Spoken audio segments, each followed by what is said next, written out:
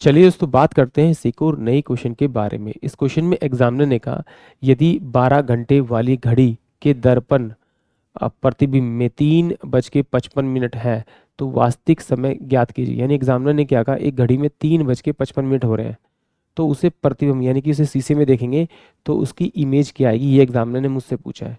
तो सिंपल सी बात है, अगर आप मिरर इमेज की बात कर रहे हो तो मिरर इमेज जो चलती है वो लेफ्ट टू राइट चलती है। यानी कि अगर ये ऐसे है तो मिरर इमेज में ये ऐसे दिखाई देगी, मतलब इन दोनों को अगर ओवरलैप करेंगे तो ये एक दूसरे को हाइड कर लेंगे। इसके दो तरीके हैं। एक तरीका तो ये है कि आप बेसिक देसी फंडा यानी कि आप इसे क्लॉक बना लीजिए।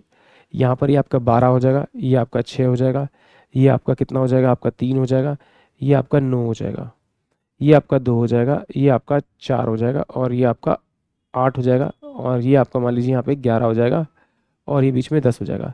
ये बनाने की जरूरत भी नहीं है, वैसे अगर आपको एक बार समझ में आ जाएगा तो आपको वैसे ही आंसर ओरली आ जाएगा। कैसे, ज़रा देखिए कि एग्जामिनर ने क्या कहा, 3:55।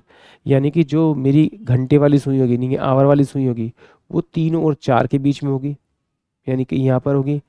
और जो मेरी मिनट वाली सुई होगी वो तो मुझे पता है फिक्स 55 मिनट्स पे होगी।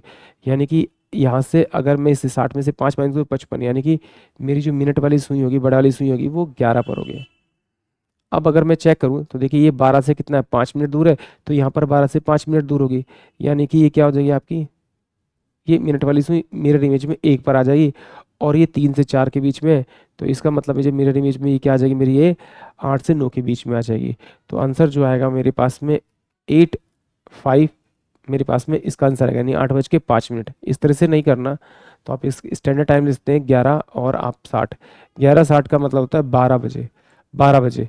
तो सिंपल सी बात है, इसमें से आप माइनस कर दीजिए 355, अगर माइनस करेंगे तो आपको आपका मिरर इमेज मिल जाएगा। ये आएगा आपका 5, ये 0 और ये 8, यानी 8:05। ये जो सॉल्यूशन किया है वो इसी को देख के किया गया है। यानी कि अगर आप थोड़ा सा ध्यान देंगे ना तो आपको ड्राइंग बनानी पड़ेगी, ना ही इसको डायरेक्ट सॉल्व करना पड़ेगा, आपका आंसर करेक्ट आएगा। आई होप आप सभी क्वेश्चन समझ में आया होगा।